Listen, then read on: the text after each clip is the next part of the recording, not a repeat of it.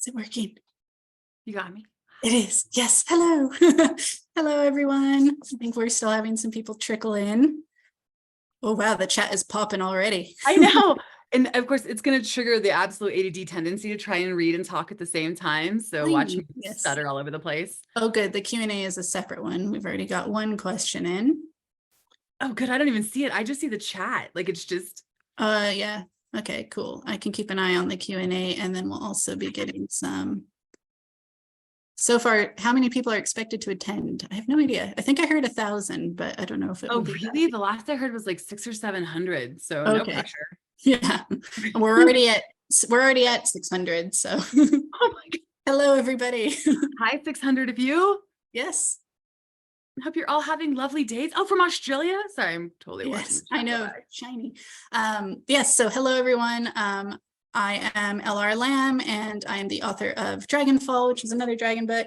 And I am so excited to be here today to talk to the one and the only Rebecca Yarros, who needs no introduction. She's obviously the author of Fourth Wing and many, many other contemporary military romances. And I'm so excited to be here today and talk about all things dragons. Yay! Thank you for doing this. I know it takes forever to, prep questions, and I appreciate you taking the time. It does, yes. I had to read very quickly this week, but luckily it was not a chore. It was a joy. It was very fun to sit down and get to join the War College as well, because I'd heard so many things about it. I was like, what is the parapet? Who are these dragons? And now I get all the references. All devices to kill people. I just like to kill characters. Yes, much death, many deaths. There's much death. There's much death. Awesome. All right, so we'll jump right in. Yes, okay, we've already got 24 questions, so I guess I don't need to know. Oh my gosh. Okay, all right. Yeah. So we're gonna have only 15 or 20 minutes for questions. So we definitely won't be able to get through them all. I'm sorry, but we'll do our best. We both can talk very fast if we need to. So let's get going. So firstly, this has been quite a year for you. I think that's a gross understatement. Yeah. In many, many good ways, but just a lot at once. So you have now switched genres, and fantasy is new for you. And you've now become one of the quintessential pillars of romantasy now. And so what kind of sparked that shift, and how did you find changing genres and delving into the world of fantasy?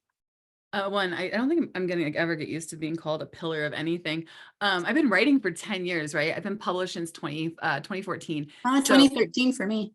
There you go. So this is all I can't explain it. It's just like being hit by a nuclear bomb, a great nuclear bomb, but a nuclear bomb. So I've always loved fantasy. It's my first love. If you had seen me at 11, 12, up through my teenage years, I always had Anne McCaffrey or Mercedes Lackey in my hand, or Marion Zimmer Bradley. I was the girl reading under my desk, you know what I mean? Getting yelled at. So fantasy was my first love. And the very first novel I ever wrote was an urban fantasy. And to this day, it's my favorite, but it didn't sell. And that just kind of that happens. And I think it should be kind of normalized that sometimes books don't sell, but it didn't sell. And so I went into contemporary romance. Oh, I think we have technical. Are we tech? Did we lose you, Al? I think we might have lost Al. Uh-oh. I'll keep it spoiler free for Iron Flame. I saw that question. And I think we're losing Al, so I'll finish answering her question. So my husband was leaving for Afghanistan. I had a lot of feelings. It was his third deployment, and I wrote my first contemporary romance, which is called Full Measures. And then I just kind of went with contemporary romance. I'm still here. Okay, good. Thank you. I think that was Amy that said that. Because I think we may have lost Elle, and we may be on our own in here. Oh, she's gone. Oh, she's back. Oh, do we have an L? Hold on. Oh, you're muted. You're muted. I'm back. All good. Okay. I thought I was on my own in here for a second and got a little nervous. Am I? Yeah, I've got you. I can hear you, but okay, you can hear me? We're good. Okay. Yeah. Okay. Yes, I am. Yes, I am originally from California. Okay. Oh no. All right, cool. Yeah, I'm currently in the middle of nowhere in Ireland. So I hope you're having a good time. So yeah, I just basically said that fantasy is my first. I wrote a fantasy book and it didn't sell and went into contemporary. Yes. Okay, I think I'm back properly now. You got me? Yes, I got you. Cool. Okay. Yes, I wrote contemporary romance because my first one didn't sell, and I just kind of stuck that book in my desk drawer and let it lives there now. And then my publisher, I knew my publisher was going to do a new adult romance line, and I've been writing new adult since 2013. It was my first book. So I was like, yes, I love new adult. And then I gave 5 pitches over, and one of them happened to be with dragons. And that was the pitch my publisher picked. And I was like, really? I get to write dragons? And she's like, yes, dragons. I was like, I mean, do you think dragons are going to make a comeback? And she's like, yes, it's going to be like dragons. And I said, cool. And that's how I fell back into being able to write what I actually truly like is my first passion.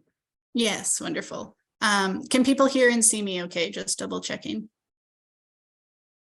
They said yes. Yes. Okay, cool. Great. Oh my gosh, Awesome. you guys. So obviously we're not going to talk. Oh no. I think I'm.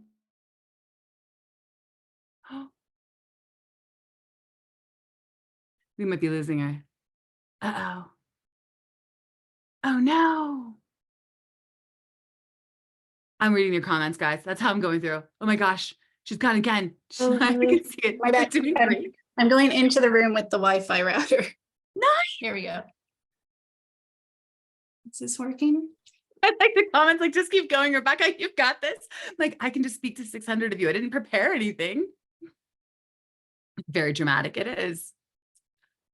Rebecca, interview yourself, babe. Well, I didn't even ask myself. I have no clue. Oh, I think Elle's back. I've now gone right next to the router, so I'm hoping this works. It was working fine all afternoon. I was on calls all afternoon, and of course, it's Murphy's Law. You know what I mean? If it can go wrong at the rate, it's going to go wrong. Yeah. Hopefully now, like, it's at the beginning, it's out of the way, and we're good. I just realized I left the questions in the other room, though, but it's fine. I remember them. It's okay. It's gonna be fun. Right. Yes. Style it out. Style it out. All right. So Iron Flame just came out. We're not going to get into any spoilers. But 6 months after the first is unusual in terms of timelines. And so I'm just quite curious to hear how it went writing the book while promoting book 1 and kind of then realizing a phenomenon is occurring. I mean, I survived it. So, I mean, that's a plus. So what happened was I wrote Fourth Wing. I wrote it in like about 3 months. My publisher had picked up the pitch for the line for Red Tower, and I thought I would be like the 6th in the line or something, or just, 1 book a year. And I was in the hospital with my son, who was just getting a titanium bar put into his chest, because we all have Ehlers-Danlos. And they had the first 10 pages, and I'd written an 8-page synopsis. And she's like, no, you're going to launch the line. And I went, holy crap. Okay. She's like, but you have to write it now. And I'm like, oh my gosh. So I rearranged the deadline schedule, and I write Fourth Wing, and I finish it before August. I turned it in, like, the due date was August 1st, and I turned it in at like 2 a.m. August 2nd, which to me is on time. I think like, that counts. Yes. Like, if I haven't gone to bed that day, it's still the same day. So I turned it in, and then we went immediately into edits and got everything ready. And then it went off to the printer, and I finished another book called In the Likely Event. And then I slept, and my publisher called and said, what do you think about expediting this? Do you feel like you could fall back into the world? I think we have a chance to really, grab readers and keep them in the world. And I had to have a big talk with my husband and my children and look at our schedules. And I said, okay, I think I can do it. Cause I just lived in Fourth Wing. So I was like, fine, we can do Iron Flame. And Iron Flame took me 7 months to write. And I remember I was actually at my editor's house doing edits, so that we were just kind of closed in. And because she's also my publisher, I could hear everything going on with Fourth Wing in the background. So like, things selling out, things going that, and like everything kind of launching. But for the most part, my head was just so down in writing Iron Flame that I didn't really have time to comprehend what was happening. So the platforms blowing up, the interviews coming in, I was so focused on just writing and editing that I kind of happily missed the chaos. Yeah, head down. Yeah, but there was a moment, and I think Iron Flame was sitting really high up in like pre-order sales, and there was definitely a pressure and a timeline there that was like, oh wow, it's really hard to write the sequel to something while the other one's coming out, and I never expected it. Like, in a million years never expected it to do what it's done or blow up like this. So it was just, it's like hopping planets almost. Yeah, totally. Changing lives. I think like my life just blew it out of the water. So Yeah. And it's been Hectic. wonderful to see how much just love and enthusiasm there is for the series. People are amazing. The readers are incredible. And every time I get to see somebody in like cosplay or, all the messages that come in are absolutely incredible. And I couldn't be more thankful. But it's a lot, not gonna lie. It's a lot. Yep, yep. So today in particular, we're celebrating the holiday special Waterstones edition of Fourth Wing, which has additional chapters from Xaden's point of view. So how did you find writing those and getting to get into everybody's favorites, Bad Boy's head? I loved it. I love writing male POV. I do it all the time in contemporary romance. I just can't do it in Fourth Wing a lot because Xaden keeps so many secrets. And if you're in his head, then there's no secrets to be kept. You know what's going on, right? So it was fun to go back and be able to get in his head in those moments. But I also had to choose scenes that wouldn't spoil secrets coming out in Iron Flame. So I had to sit down and kind of think like, okay, where would he normally have shields up? Where would things not affect changes in Iron Flame? But I had a really good time writing it. And just so everyone knows, as soon as they sell out in the US, which I think is, I'm not sure when, because Lord knows what I'm allowed to say, those scenes will be up on my website for free. I never want people to feel like they have to buy extra books to get bonus content. So we're just waiting for them to sell out. And I think the compromise we struck was January at the latest. Yeah, I think that's really good. Wonderful. I need my questions. What was the other questions I had? You can run back. I can go through. All right. I'll be right back. She's gonna run back. Everybody's cool with that, right? We're just all hanging out at home. Yeah, cool. I'm looking through comments. Oh my gosh, hi. Oh, they're going so fast. I can't read them. Oh my gosh. Can I talk through the other pitches? Absolutely not, because I might write them. And then you guys would know what was coming. We love you. Oh, you guys are really sweet. Thank you. Who's my favorite dragon? It's Taryn. It's always Taryn. Like I will choose Taryn over every other dragon, and I'm not walking that parapet unless it's for Taryn. That's it. All right, I'm back. Oh my gosh. I kind of like the chaotic energy. We're just going to embrace it, right? I was trying to answer some questions in the comment thread, but it was going so fast. Like I couldn't read them. They're going. Yeah, it's really going. It's really going. Right. So what is your writing process? I'm so curious, especially, if you're under a tight deadline. And we've learned when we were chatting beforehand, I know you don't first draft 2 books at once, which is wise. No. But beyond that, what is the method to your madness? So I usually write like about 500,000 to 600,000 words a year. That's about typical for me. I just do, man. It just happens. But I'm always thinking about the next book while I'm drafting the book I'm in, just not like while I'm typing it, but like when I'm driving in the car or things like that.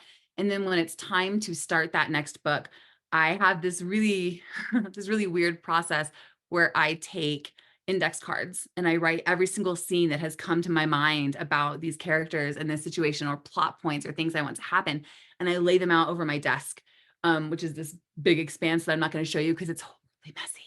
And then once I think I've got everything that has just come to my mind, I sit down and I arrange them all into the plot so that you arc in an act structure and you arc in a hero's journey, or you arc, with the romantic plot line. And then I move everything to a 4-foot by 6-foot whiteboard in my office. And I color code each plot point or romance arc in pink, blue, or orange, so that when I step back from the plot board, I can immediately see which act I'm missing romance in, which act I'm missing, which chapter I'm missing plot points in or Easter eggs in, which act I'm missing this in. And then I transcribe it all into my like a Google Doc, because I have 6 children and a cat and 2 dogs, and Lord knows what will happen to that plot board. And then I start writing. Yeah. Awesome. So because you've kind of laid it all out and done a lot of the thinking in your head, do you find once you actually get to the page, it can be pretty quick? Dude, as long as it doesn't change on you. I mean, are you a plotter or are you a pantser? I am both. It's weird because for 7 years I was a creative writing lecturer. Now I'm a book coach at the Novelry. So I think about story and structure a lot. And sometimes I wonder if I know too much, because it can be hard to just get into the flow of things sometimes. So I'm actually a weird iterative writer. Like I tend to write 20K to feel my way in, usually realize I've done the order of things wrong. And then I rewrite. So I rewrite the opening a few times until it feels right. And then I kind of get going after that. But I'm someone who will kind of like write ahead, go back and forth like a loom. So it's not very efficient, but I get there in the end. As long as you get there, I think everyone's process is just unique to them. Yeah. That's why I always love asking this question. And I also find your process can change book to book as well sometimes. Yeah, I found now, like if I'm working with the editor, I also tend to be like, here's a bit of pretty prose, and then here's my plan to the end, to make sure that the overall shape makes sense and to give me a little confidence boost, because my editors are really nice at being like, I love it. And then I carry on. That's good. I had to arc the series and plot the series out for TV, because we knew before Fourth Wing was even published that it was going to be a TV show, which is surreal. Like, yeah, and uncommon. Yeah, definitely. Yes, uncommon. And if I seem like I'm super casual about it, it's because it's like it's happening to somebody else. It's not that I'm not exceptionally thankful and overwhelmed. It's just like it's not real to me. So I had to arc the whole series out and like plot the whole series. And I loved it because I could see the overall structure. So I can know what to layer into like book 2 that won't come to play until book 5, or, book 1 for this. But there's some novels, especially when I'm writing contemporary, that I have to, just like you, I'll have to write like 10,000 words into it to get a grip on the character voices, and then be like, oh, that plot point won't work because that's not actually what this character is like or what that voice is going to work on. So yeah. And sometimes like writing it the wrong way helps you get to that right way, right? And things will click into place. So Iron Flame, this is not a spoiler, everyone, Iron Flame had like 3 different beginning chapters. It was great, because there was so much pressure to get it right and to have that. Like Fourth Wing starts off with a bang, and Iron Flame really can't, because you have to dig yourself out of the hole you left yourself in. The reaction. Yes. And I tried it 3 different ways, and we ended up with like kind of an amalgamation of the 3 of them. Like, it's really funny. Like, my editor would pull, like, she's like, I think this is correct, but this is where you started analyzing yourself too much, or this is where the story took you, and then you got in your head over here. And so it's funny how, editing will go back and kind of smooth over when we make those mistakes. Yeah, definitely. Yeah. I saw someone in the chat say riding on the train from Edinburgh is lovely, and I can attest because I live in Edinburgh. So if you ever have a chance to take the train from Edinburgh to London or something, definitely do. It's such a pretty journey. I'll be there in September. Oh, let me know when you are. I will. I'm coming. I'll show you around the city. I love the city. Please do. Please do. Oh, I will. So, and a few people are asking how many books in the series, but I know it's 5, so I can answer that. Yes. And you have 3, right? There's 3 in I have 3, yes. So I just got my edit letter for book 2 yesterday, so I'm still recovering. It was overall like the first half is great, but then I did my outline, so they were like, write the second half. So I have to go do that. I got the opposite. Iron Flame was like, what are you doing in the first half? And then it just goes. And I'm like, yeah, I got nothing. Do you have the thing where like you want to throw things for about 24 hours and then you're like, okay, maybe you're right? Do you get that? No, I felt like, well, I'm such an anxious perfectionist that the only way I can send off a draft is if I also write my own edit letter to go with it, where I anticipate everything that I know needs to change.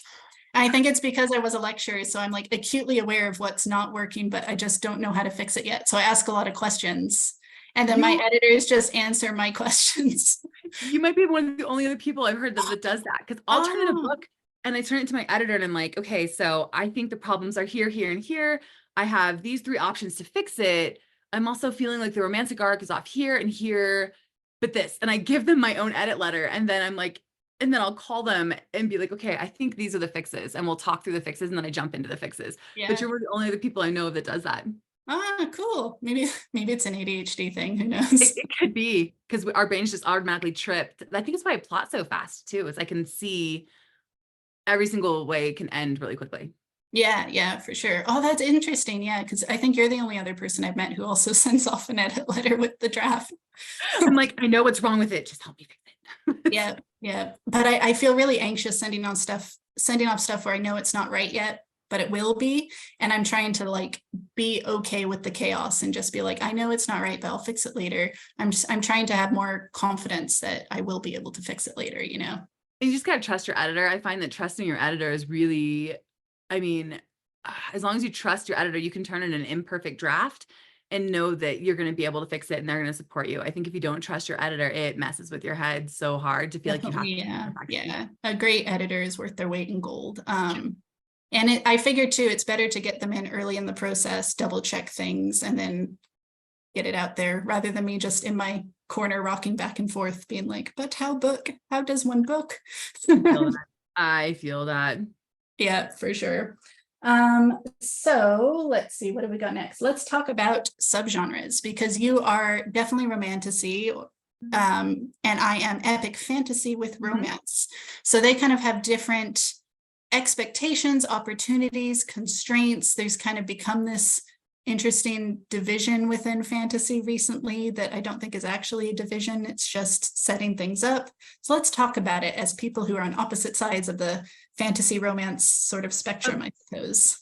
So I feel like it's a divide that doesn't have to be there. I feel like I get really opinionated on this, so everyone just bear with me. I feel like there's a lot of stigma with writing romance, and that the second you enter in with a strong romance, which of course is a contract with your reader, with certain romance expectations, you get booted out of whatever genre that you're in, and they have to stick you in some type of romance genre. It's almost like we're not worthy of being just left in fantasy. They have to create a whole category for us because romance isn't as valid, and that drives me absolutely up a wall because I think that, it's a genre primarily written, by women and for women and whoever loves it. But you know what I mean? Like, it's just, I feel like we get stuck aside. But I do understand that romance, the differences between us is we have a contract with our readers because we have a primary romance, and you don't, man. You can do whatever you want over there. You can just start slaughtering characters left and right. Yeah, for sure. Mine's interesting because it is romance, but at the end of book one, it's not happily ever after, which I think because the primary kind of umbrella is more epic fantasy for mine, I could get away with it. Perhaps not in a way that more straightforward romantasy could, perhaps, which is interesting. Right. And you have a more of a slow burn romance. Very slow burn. For most of book one, they can't physically touch, which is quite fun. There is maybe still some tasteful dry humping though, because I think fantasy needs more tasteful dry humping, really. Yeah, I'm all for it. I just feel like it's so funny to me, like the discussions that center around Fourth Wing and the problems people have with the sex in Fourth Wing, which is, I'm quite open about it. And I'm like, you guys have a problem with the sex? I'm killing people every like 2 pages, and the sex is what you have a problem with? Like, I find that interesting too, like in YA, like this is new adult, but that's the same thing with the sex in YA. Oh no, but all of the murder is fine. I know. And I'm like, that always makes me laugh because I'm like, I hate to tell you this because as the mother of teenagers, I mean, all of my children except one are teens or are past their teens.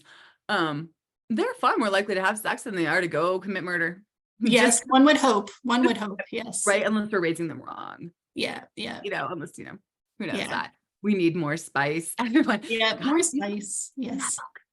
Yes. Hey, just so everyone knows, I fought to keep certain spice scenes in. There were certain spice scenes that were going to get cut because they were afraid there were too much spicy scenes, and I left it in. So I'm just watching the comments. We thank you for your service of more spice. Yes. And I think both are valid. Like, and I grew up reading, epic fantasy and reading like, Tolkien, all that kind of stuff. And I think both are valid. I just write for me. Does that make sense? And for me, I have to have romantic, like a strong romance plot or subplot, or you lose my attention. And so I think every audience is different. I just write for what I would want to read. Yeah, because I think ultimately you are your own first reader and your own kind of good faith reader as well. You got to write what delights you because, man, you're going to read that book like 20 times. And if you're not having fun, your reader's not having fun. Yeah, it'll translate across the page for sure. And then too, something we talked about before we came on live was also the idea that fantasy romance is not new either. No. Anne McCaffrey, even going back, I realized, fairy tales quite often are fantasy romance technically. So it's definitely something that's been there since the beginning, and it's here to stay, and long live romance and fantasy together. I think I was doing a talk with Amazon, and they're like, you pioneered romantasy. I was like, no, no, I did not. Absolutely not. So you ever hear someone say that, just correct them, everyone. Yes, exactly. So Yeah, I you're very happily stepping into a wonderful genre that has existed and will continue to exist. yeah, I got to step on a path that was paved by many, many, many before me. Exactly, exactly. Yes. And let's see, what have I got next? All right, what are some of your other favorite dragon books? So I'm still reading Dragonfall. So you're up there. Oh, thank I you. loved Aragon. I did. I loved Aragon. I did. And I grew up reading Anne McCaffrey too. So Yeah, me like too. immediately that just solidified my love of dragons. And I think like one of the most surreal moments in the publishing process was Christopher Paolini sent me an illustrated copy of Aragon. It's right there. Oh, It's cool. right there. And I died. Like I opened it and I died. It was like, dude, Christopher Paolini knows my name. Just because I can still remember picking up Aragon for the first time and just really Yeah, and falling in love with a that new world. Aragon book just came out the same day as Iron Flame as And he well. sent that to me too. It's Cool. Warthog. I Yeah, think it's yeah, pronounced Warthog. I think Um, so. I'm not sure. Don't kill me. But yeah, he sent me that too, and it's beautiful. It's Yeah, beautiful. But yeah. those are some of my favorite. What about you? What are your favorites? Some other ones, I wrote them down because I knew I would forget. I haven't read it yet, but it's really high on my list, is To Shape a Dragon's Breath by That's, Monocle Black Goose, which looks I have heard amazing. spectacular. Yeah, it's like an indigenous approach to dragons, which I think is very much missing from the genre. I loved Seraphina by Rachel Hartman, which came out about 10 years ago, and it's got dragon human hybrids like mine. I think it's beautiful. I'm Uh, ready. there's Earthchild by Daniel Lauren, who's one of my friends. I haven't read that yet either, but it's high on my list and has dragons. There's also one coming out next year by Taran Matharu called Dragon Rider, which will be about a dragon rider, I assume, and that I looks hope good. so. If not, And then it's gonna be cool. and then I of course have to extol the virtues of Priory of the Orange Tree by Samantha Oh Shannon. my God. I don't even know Because how I it's so left that good. one out. Yeah, it's so good. She is brilliant, and that is her prose is so gorgeous, and that world is just so lush, It's so good. and I love that we have the sapphic representation, and I just I sorry know the spice sorry scenes in those are very beautiful as well. They're like poetry. So yeah, those are great. And then lastly, Robin Hobb. It takes a while for the dragons to show up, but they're great. And I love Robin Hobb.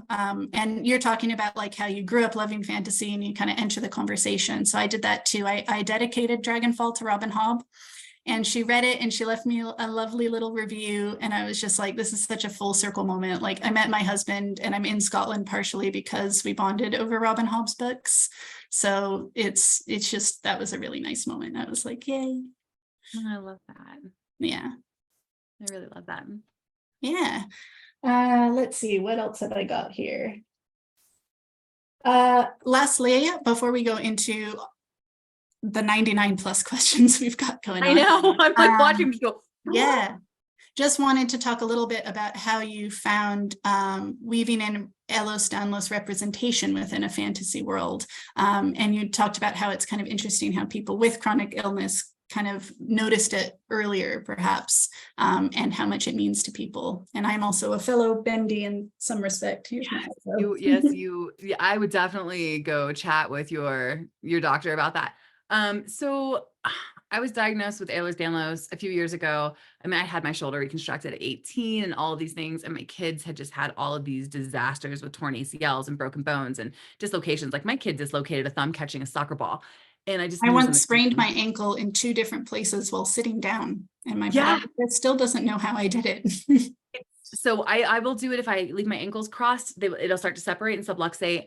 If I'm sitting on a bar stool wrong and my hip shifts, my hip will actually subluxate out, and I'll have to have like my husband come over and just hold me so I can get it back in, things like that. And so when I was going through like the initial chat with my publisher, because with Red Tower, I had to present my pitch, which also, let's talk about nerve-wracking. Had to present my pitch, and then I said, also, I really want her to have what I have. And my publisher took a second, because when you're wading into chronic illness territory, you're also looking at, is it marketable, which is everyone hates hearing about in publishing, but is it marketable? And is it going to come across like I'm lecturing, like I'm a monolith? And I'm like, I don't think I'm a monolith. There's 13 subtypes. Everybody presents differently. My kids all present differently. I just really want to see someone like me, because I'd never seen someone like me in fantasy achieve things by using different means or by pushing their body.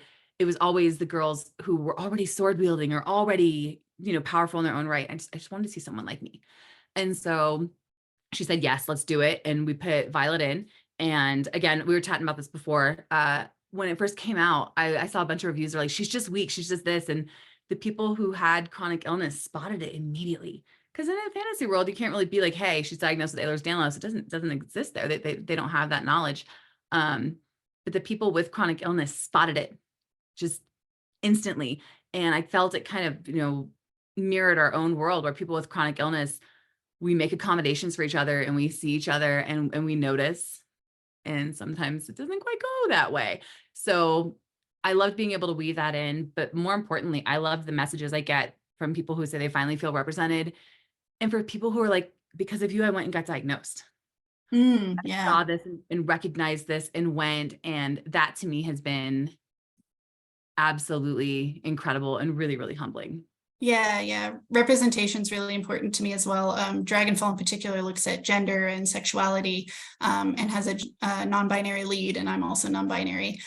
So I've been lucky enough to get a few messages from readers who've really connected, or they've come to terms with their own sexuality. There's a reader out there who chose the new name Micah from my first series, which also has a non-binary lead, and that's like still probably one of my proudest moments as an author. Like, erase all the sales and accolades and stuff, like connection, I think, is what's so important as a writer, and how lucky we are to be able to share that and have those points of connection, I think yours is one of the first books I've read where, where it's norm, where the pronouns are they and them. It's normal until they're asked, right? And that is so refreshing. And I'm so glad you did that. Like, thank you very much. It's incredible to see. Oh, like, it thank really you. is. And I didn't know you were non-binary. What are your pronouns? I do they, them, or she, her. So I'm Okay, flexible I'll do with she, either. so, But okay. yeah, but it has been quite nerve-wracking because I think it was a personal book for me. So it's scary to kind of offer it out there and be like, here's this slightly, thing I made. Please like it, So important though. It is so important that everyone gets to see themselves represented in books, period. So I love that you did that. Yeah. So lovely. All right, let's go to the questions. So the first one is for both of us. Would you choose scribe, writer, or healer for you if you were to join the war college? Like, if I knew Taryn was over there, I'm gonna cross the parapet. I'm probably gonna die. Like, let's just all be. I'm gonna die. If the parapet doesn't kill me, the gauntlet is. Like, I'm not making it up there. But I would like to think I'm a writer, but I'm probably a scribe. But I'd like to think I'm a writer. I think I'm the same. Yeah, I would love to ride around on a dragon, but realistically, I'm probably more at home in the library. Yes. I agree. Yeah. Did you have a favorite section to write of your book? And this is also for both of us. Okay, cool. You go first. Oh gosh. Oh. It probably is the tasteful dry humping scene, to be honest. Okay, I had this really big point I really wanted to make, which was it only takes one generation to erase history. And that was one of the major points I wanted to make with Fourth Wing. And so getting to finally write that scene where you see the damage that has been done to this civilization because they chose to erase their history, to me was the most satisfying moment, because my degree's in history and it's one of my absolute just favorite things. And I always think if you don't study it, you're doomed to repeat it, right? And so it was just really satisfying for me for that scene to all come together to where she could realize what had been going on within her own civilization. Yeah. Let's see. A less flippant answer for me, I think, would be Dragonfall is kind of all about like, how does history get distorted through time? So the kind of premise is that humans and dragons used to be symbiotic writers, but humans betrayed dragons and banished them to a dying world. But they forgot time has passed and they now worship dragons as gods. But the premise is basically, what if your gods just hated you?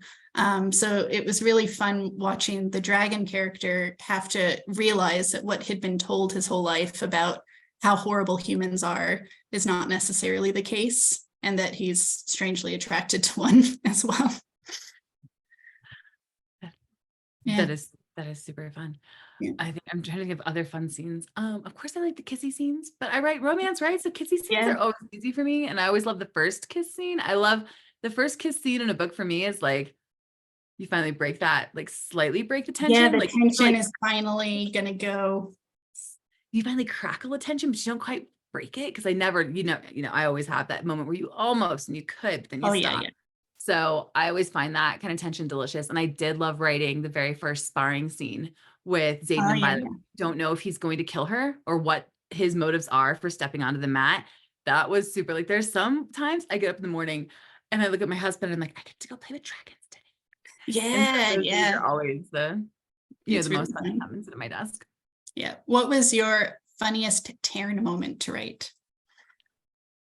Probably he's such a curmudgeon, and he's based on my English bulldog, who passed before Fourth Wing came out, but he was just like such an old curmudgeon-y, get off my lawn dog. I love the moments when he's like, stop it, you're embarrassing me. Like, he's had it. Like, this poor dude does not want to bond again, and he has now, and now he's stuck with these 20-year-olds and their drama. Like, think Yeah. about it. Like, I'm 42 and I have a 20-year-old. The drama, people, the drama. So he doesn't want to go back there and deal with that, but he has to. And then probably my favorite funny line is when she's trying to use her power and he's like, well, should I just get the wing leader? And you realize that though he thinks he's above the drama, he's just sipping the tea. Yeah. Like, he's like, I'm not paying attention to you, but really, oh my God, he's there for it. Yeah, yeah. So, I think that's it. It's fun. Yeah. You gotta love a sassy dragon. Dude, you have to. They're just people. Like, I mean, yours actually is a person. Yeah, but, mine turns into a human. Yeah. right. But to me, the dragons, like, they're actual characters and they're people that just happen to be dragons. So they have their own personalities. For sure, for sure. Do you have any tips for new fantasy writers? Read. Mm-hmm. Read 3, write 3. So read just as often as you're writing. And I don't mean like read to get ideas. I just mean know what's out there, know what's already been done, know how other authors have done things. And then for me, not necessarily just fantasy author, but authors in general, I feel like an object in motion stays in motion. So if you sit down at your desk every day and you say, I'm going to get a specific word count, and that can differ with every author. I think it's really unfair for authors to dictate what someone else's word count should be. But if you just sit down every day and you exercise that muscle in your mind and you sit down to write, you can have a book in a year. That's how I wrote my first book, a page a night. Yeah, While 250 words a day. You can have a book in a year. Yeah. That's it was a page a day. That's it. I wrote a page a night after my kids went to bed. And within a year, I had my first book. Yeah. I'd say definitely like kind of learn what works for you and find your rituals to make writing fun. So what I do is I go to a cafe near my house that has no Wi-Fi and I leave my phone at home. So I'm able to actually cut out all the noise, and the baristas know me. They bring me my coffee. There's good dogs. Like, I don't think I'm happier anywhere else than tucked up in the corner of that cafe. And so for me, it's just a nice thing to do. And it makes it less scary. I can't get distracted by other things. I think the death of creativity is the internet. I think it's so easy to break your focus and get distracted by all the other things you feel you should do and lose sight of actually spending some time with the page in whatever way you can, like handwrite if that's easier for you, write on the laptop, write outside, write in different places, trains, planes, automobiles. And also just don't be afraid to have fun and experiment, I think, too. We get very scared and feel like things have to be right the first time in writing in a way we don't with other forms of art necessarily. You don't expect your pot that you throw on a wheel to immediately be perfect. So it's okay to have a bit of a muddled lump of clay for a while. It will eventually be lovely. Yeah, I agree. So do you find that if you just go out for coffee, that your olfactory senses kick in and you want to write? Because I think I have a Pavlovian response. And like, if I do bring my phone, I will physically give it to the baristas and they'll hide it behind the counter for me. And it is at the point now where if they see me scrolling, they'll be like, give me your phone. I need that. I need an adult in the room with me. I do. Yeah. I come into my office and then I shut the door because, again, kids. And then I usually play guitar for like about a half hour. And usually nice. I think you can, if that's how you Yeah, can. yeah. No, that makes sense because it'll help your mind relax into it. You'll be thinking while you're strumming. That's a really good tip. It like lets me let go of the outside world. So to me, for that half hour, I'm concentrating on whatever I'm playing or singing or just doing, and everything washes off. So in that half hour, I always compare it to, like, I tell my kids, it's like going on a trip, right? So when I write, I have to get to the airport, I have to go through security, I have to get to the plane, and then I get to the destination and I'm in it and I write. Because then I tell them, I'm like, when you guys bust in here, it's like you just sent me back to the airport. Yeah, yeah. I have to get back into it. But there's so much that swirls around in my life, especially now with Fourth Wing and Iron Flame doing what they're doing, that I have to block everything out in order to sink back into the world. Otherwise, my brain is just like, did you do this? And did you do that? And you have this coming up. And so learning how to let Yeah, that yeah. It's always good to remember to come back to the story itself because that's where it all begins and it all ends and where all the magic happens. Yeah. Awesome. We've still got plenty of time, so let's see what other questions do we have. Were you inspired by any specific mythologies? Me? No. Honestly, I was inspired. Well, I love tropes. Mhm. Hate them, love them if you don't, but it's a romance author. Like typically when you're talking about a book, you're talking about which trope you're going with, how you're going to twist it in this. And I was in love with forced proximity and enemies to lovers because I can never do it in contemporary. And I always It's joke hard that to like, translate into contemporary, I think. Like you can do rivals to lovers, but not truly enemies to lovers. Usually it's harder. I know, and I think probably 10,000 people have heard me say this, but like I always think that like enemies to lovers in a contemporary setting, unless you're writing like mafia romance or something, is really just like a cup of coffee and a therapy appointment. Like it's Yeah. not real enemies to lovers. And so I wanted to be able to kind of stretch my wings and try to do enemies to lovers. And then I loved the idea of the dragons being mated and the dragons having a fated mates thing where the humans don't, and these two people being stuck together. And then I Mhm. kind of looked at our current, our current climate and history and what's going on with textbooks. And then it just kind of fell in. It kind of fell in there. So it didn't really base it off mythology as much as it did just my ultimate love of dragons. Yeah, And I think it was the same with me. I wanted to kind of subvert the soulmate bond trope, which was quite fun because I have them sort of half bonded and it's up to them to actually complete it. They have to trust each other enough to be able to complete it, which is sort of similar to the beginning of your bond, right? Like it's weakest at the beginning.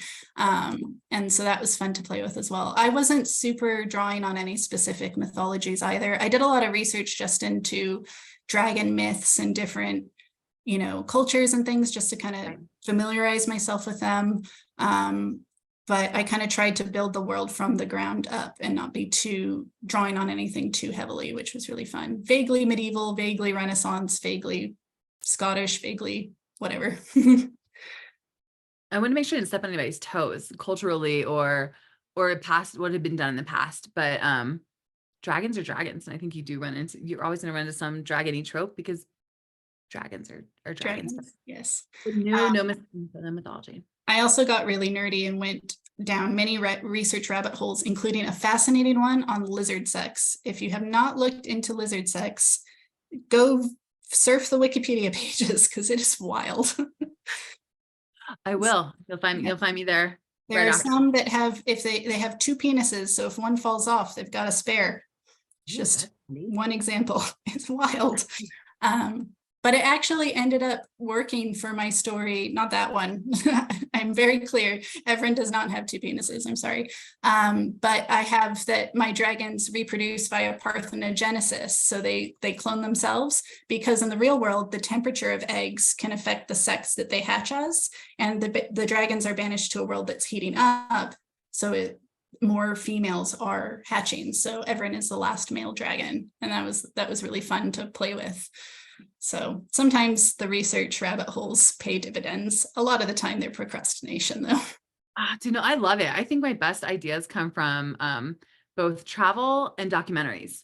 So like me watching a documentary and I'm like, oh, look at that. Or I'm traveling and I see a statue or I see, monochromatic cathedral, or I see the way storage or maps are stored somewhere. And I'm like, and things like that. I think the best inspiration actually comes from the research rabbit hole. So we might think it's procrastinating, but I really think even if it's not in this book, it'll stick with me for the next. Yeah, definitely. All right, I'm looking for more questions. Can you talk a little bit about writing your contemporary romances? Because you're working on one just now as well. So how is that one going, and what can you tell us anything about it? I can tell you it deals with 4 sisters, and it deals with the oldest sister dying and having given a child up for adoption, and the other sisters not knowing, and that child coming to light after the sister passes. And it deals a lot with really complicated family dynamics. I love complicated family dynamics. And so in contemporary, I love being able to explore more inner conflict and more character-driven stories where there's not as much external conflict, which I think makes it better when I flip back to Empyrean. But that's what's going on in that one. And my contemporaries are always somewhat reflecting what's going on in my life. So I'm notorious for killing people, and someone will hand me a book and be like, why did you write this? I'm like, I had a lot of depression that year. So as where, Empyrean's very much like, this is what's going on. This is a story in another world. I always find that contemporaries reflect a little bit about what's going on in my personal life. And they're always super fun. I love flipping back and forth. Yes. Awesome. All right. There's so many questions. Let's see. Do you have a lot of your plot twists and shocking moments figured out before you go into writing? So you do, but have any kind of taken you by surprise? So I'm weird in that I know the general twists. Like I always know, like in Empyrean, there have been 2 cliffhangers. I'm not spoiling. And I know what those are going into it. So I know exactly how each book will hook as I finish it. But there's sometimes that I'll be like in the shower or driving and listening to music, and something will pop into my head and I'm like, oh, that's how that twists. And it usually happens really inconveniently when I'm like 2/3 the way done writing it. And I'm like, okay. And then I have to go back and layer that in so that it can all make sense. So half and half. I know where the big twists are, but the little ones that I think mean more come to me in really random moments. All right. I see a question about maps. How did you find creating the map? And there's a map behind you. Yeah, gotta love a map. So funny story. I stuck like, you guys know, I don't know if you have dollar stores in the UK, but we have dollar stores here with like these big white foam boards. Poundland, it's called Poundland. There you go. So I put like 4 of these giant foam boards up there, and I'm like, I must draw a map, which I've never had to do before. And so I'm like, okay, well, I know that Navarre needs to be somewhat circular because the wards are shaped kind of like an umbrella, and they pull out at certain areas and then they don't at others. But I need like a more circular border. And then I know I need Terrandor to be out here past the wards. And I know I need these kingdoms here. And in the original draft of Fourth Wing, Paromial had actually been 3 separate kingdoms instead of 3 provinces, but it was too confusing for people to write it as an introduction to fantasy, which is what Fourth Wing is written as, is to bring people into the genre. It was too many names and too many kingdoms. And so we solidified it to 1. But my publisher, I'm at her house and she's like, okay, so where's your map? And I'm like, oh. And she's like, I have to give it to the artist. And I'm like, oh, okay, you don't want this. And she's like, no, I need it. And I'm like, and I hand her over this blob where it's like, blob, blob, blob, blob, blob. And she's like, what is this? And I'm like, map. I'm like, I can't draw. Like you never said I had to be able to draw. And she's like, okay. And it's like, well, I need this bay here. I need this river here. I need this here. And then it went to the artists. So it was kind of like, I did a stick figure drawing, and then this beautiful map came out. But that stick figure drawing is, my 10-year-old could probably rock that. So I use there's this app called Incarnate, which is really cool, where you can like kind of make your own map that looks vaguely map-like.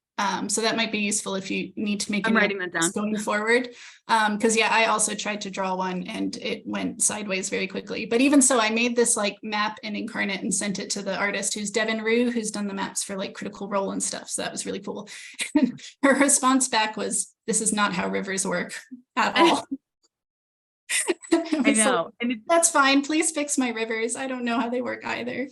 I know. And I'm like, okay, so I'm like, if you have this slope here, you're going to have more of a desert here, but I have this. And especially like the mountains on the continent are so integral to where the dragon hatching grounds were. So like, because dragons have to do with magic and of course, and tectonic movements and things like that, like they're very earth driven.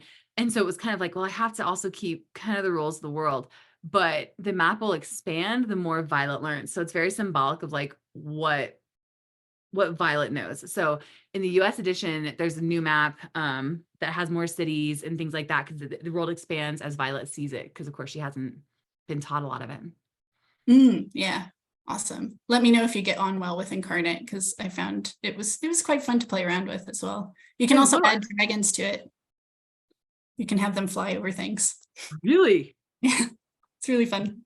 That sounds like fun. All right, I'm gonna play with that, because I have to develop some things for book 3. Now that I'm saying there you go. I know there are quite a lot of questions of when is book 3, and I know you cannot tell us.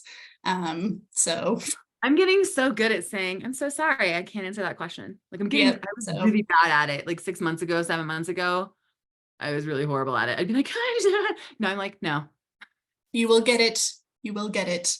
It is coming. Yes. So both books end on a cliffhanger. Do you think this will be a continuing theme for the rest of the series?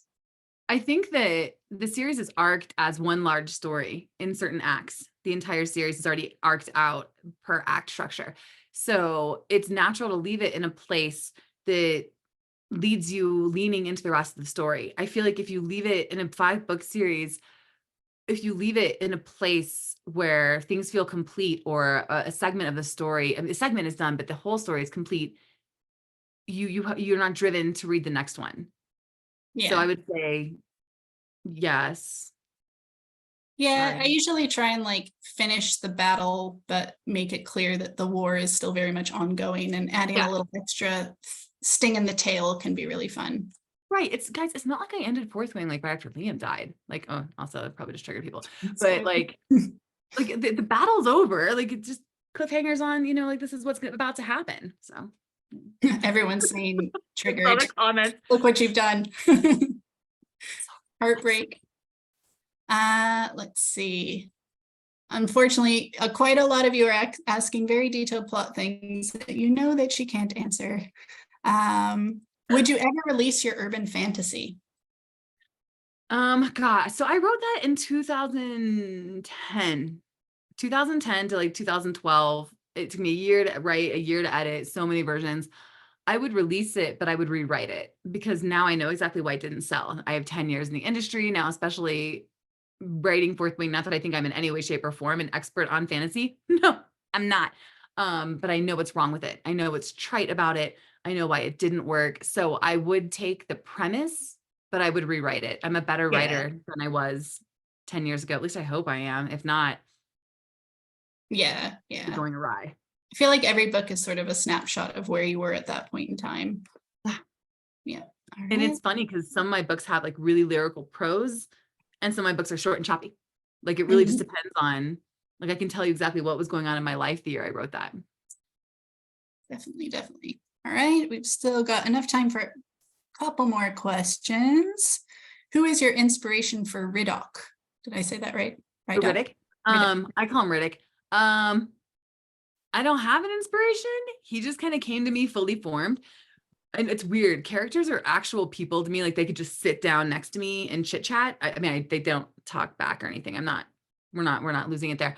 But he just came to me fully formed, and how he was, and his sarcastic humor, and his ability to make the best of a situation, but also his devotion to his dragon. And if you read, when you do read Iron Flame, it's no spoiler. It's Riddick gets so intensely angry over things, and but he always can find the funny moment and bring levity to it. So I didn't really have an inspiration. He just kind of came to me as he was. Oh, here's a good one. Beyond the Empyrean series, do you plan to write more fantasy? I probably will. Yes, I will. I just need to survive this one. Guys, this happened so fast. It was nothing I ever expected. And I wrote writing those 2 books back to back. I'm just trying to survive it. But yeah, I'll probably continue and write more.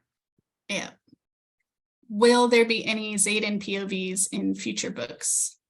I would say what you've seen is probably what will continue. I love giving a snapshot into his character, but also, again, if I put you in Zayden's head, you know all the secrets, and then that's not fun. Yeah, that'll puncture all the suspense, won't it? Yes. All right, let's see. Any last I love it, thing? like rapid fire. I know. I'm like, here we go. We got through quite a lot of them, to be fair to us. Do, do, do, do, do. I think someone just asked if I had is there an openly gay character? Yeah, Riddick is. And then someone just Oh, said, will there be a UK book tour? Has come quite a few times as oh my well. gosh, guys. So I was just there. I know everyone hates me saying that. I was just there. So I was just there in July. I'm coming back in September for Rare, and I'll probably maybe do a couple things while I'm there. I don't know what yet, but because I do have Ehlers-Danlos and I have POTS, which is postural orthostatic tachycardia syndrome, Yeah. I pass out. I faint. Travel is really, really hard on my body. So I have to spread out my signings. If I do too much, there will be no books. So I will come see you. I love you guys. I really do. Yeah. I just it has to work for my body. Yeah.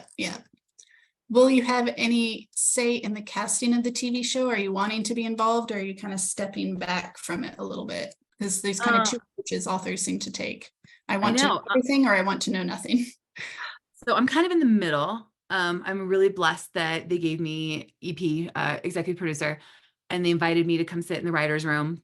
But I feel like my role there is more of like a, hey, that plot point's going to mess with something in book 4. Does that make sense? As opposed to you can't do that or you can't do this, because TV and books are very different. The romantic tension's different. The way they arc each episode is different.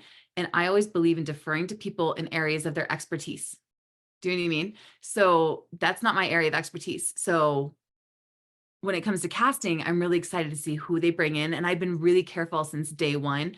And man, did I take some flack for it. I've been really careful since day one to not just go put out a fan cast or put out what I think these characters look like to me, because I know what they look like, but I don't want anyone in the fandom to hear my opinion and take it that as just gospel, because I want to leave the cast open to as much diversity as possible. So I'm really excited to see what they bring in. And I would hope they would kind of ask my opinion, but again, not my area of expertise. I don't know who's out there, and I'm so not in the Hollywood scene. I couldn't tell you what new actors are up and coming, or I just I'm not well versed enough in it. Yeah, me neither, but it'll be so cool to see dragons on screen. I'm excited. Around. Yeah, but that'll be such a moment for you, like when you see the title credits come up and all of that. That'll be cool. I mostly, like, selfishly, I just want to go to set. Yeah. And walk around in like this world that I'll probably be a crying, heaping, like hysterical mess of just like gratitude and tears. But that I think that's what I really want to see. Would you do a little sneaky cameo? I don't know. They haven't asked me. My children are very much like, I want to ride a dragon. I'm like, I'm trying to keep you guys away from the madness. What do you mean you want to go ride a dragon? Yeah. But I really loved Leigh Bardugo's cameo in Shadow and Bone. Like, I got really emotional when I saw it. I was like, oh, that's so nice. I love seeing authors do cameos. I think it's really cool, especially if you can spot them, because if you can't spot them. Yeah, because I thought it was done well enough that it's like, if you didn't know what Leigh Bardugo looked like, you wouldn't realize that was a cameo, you know? Yes. And especially because as authors, like, our books may gain notoriety and gain, popularity, but like, we're not the covers. Like, we're not walking around with like a cover on our face. So typically we're not as like recognizable. Have you still gotten recognized though? You must have. Yeah. It's in the last few months, it's yeah. I think one girl, I was in the like airport lounge grabbing food, and this young lady looked at me, she goes, "Are you?" And I said, "I am." And I kept walking by like with my food. And then I finished eating and I went back and said hello to her and said, "Hi, nice. How's it going?" But yeah, that is completely wild to me, because someone will walk up to me like when I'm waiting for a flight and they'll be like, "Are you Rebecca?" And or let's say, "Hi, can I ask you a question?" And I'm like, "Do you need to know where gate is?" Like, I'm assuming they're gonna ask me like how to get to the gate B2, or how to get to the trains in Denver or something like that. And I'm just like, "Oh, that's right. Yes. So it's a little wild." Yeah, I've only been recognized once outside of like a convention, and it was a bit like, what? Did it startle you?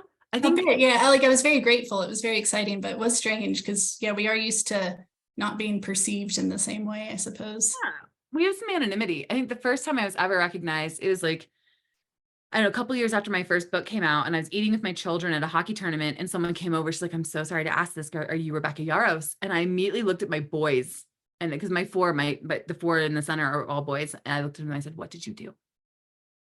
Like that was my immediate thought, was they were coming to tell me my children had done something naughty, because they do, and that was not. But that was my first experience with that. There we go. But yeah, so what a wild ride you've been on, and long will it continue. I think it'll just keep flying to greater and greater heights, which is wonderful. So yeah, best of luck on getting stuck into book 3 and all of the amazing new things that happen. And thank you so much for inviting me to come talk to you today about dragons. I really appreciate it. Thank you for all of your questions, guys. I'm sorry we didn't get through them all, but thank you so much. The chat has been popping. Look at you guys. I know, look at you all, amazing. Never seen that. Yeah. Thank you guys for coming and spending your evening with us. Yeah, it was absolutely wonderful. So yes, long may the dragon renaissance continue for sure. Thanks, guys. Thank you. Have a good evening. Bye.